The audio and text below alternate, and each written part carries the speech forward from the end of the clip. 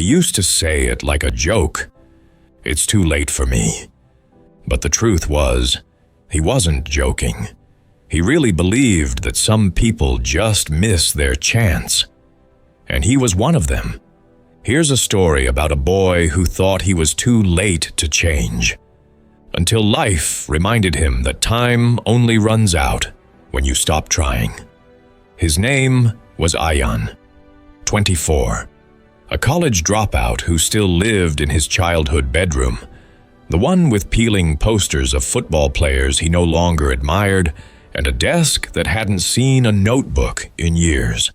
Every morning felt like a loop he couldn't escape.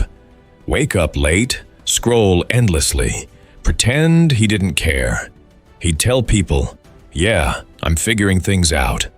But deep down, he wasn't figuring out anything. He was just stuck. 3 years ago, he had dreams, big ones. He wanted to study design, move to another city, create things that made people feel. But one failed semester turned into 2, and before he knew it, the dream had quietly packed its bags and left. Everyone around him seemed to move forward: jobs, weddings, degrees, LinkedIn updates. And Ayan was still in the same small room, wondering when exactly life had moved on without him. One evening, his mother called him for dinner. He didn't go.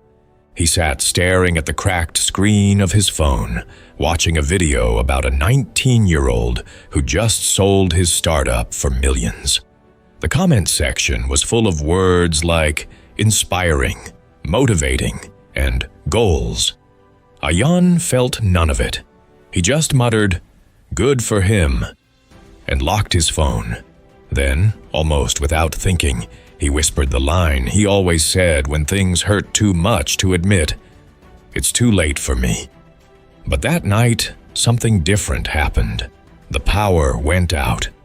Complete darkness. He sat in the silence, and for the first time, he couldn't hide behind his screen. He could hear his parents talking quietly in the next room, his mom worrying, his dad saying, "He just needs time." He didn't deserve their patience.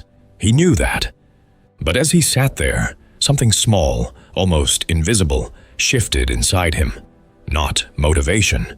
More like a quiet ache. A feeling that maybe, just maybe, this couldn't be all there was. The next morning, he woke up earlier than usual. The sky was still soft and gray. He opened his old laptop, the one covered in dust and half-forgotten stickers, and searched free design courses. He didn't tell anyone. He just started watching, learning, fumbling. The first few days were awkward. He felt clumsy, stupid even, like someone trying to remember a language they once knew. But when he finished his first digital artwork, something unexpected happened. He didn't feel proud exactly. He just felt alive again. Weeks passed. He built small things, a logo for a friend, a poster for a local event, even a social media banner for his cousin's bakery. None of it was perfect, but every time he finished something, he'd whisper to himself, "Maybe not too late." Then one afternoon, his mom peeked into his room. She saw him working, headphones on, face focused. She didn't say anything, just smiled quietly and left a cup of tea by his side. That small moment, that silent smile, felt bigger than any applause. Months turned into a year. Ayan started freelancing online. Slowly, people began to notice his work. He wasn't rich or famous, but he was finally moving. And it wasn't out of fear or pressure. It was out of love. One day, an old classmate messaged him, "Bro, you came back from nowhere. I thought you'd given up."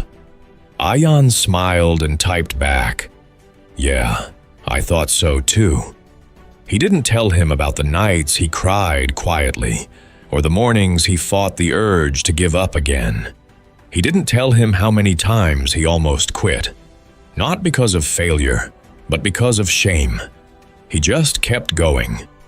And one evening, sitting in that same small room, he looked at the wall, the same one with those peeling posters. He smiled, not because his life was perfect, but because he realized something. The room hadn't changed. He had. He used to think too late meant the end. But now he understood.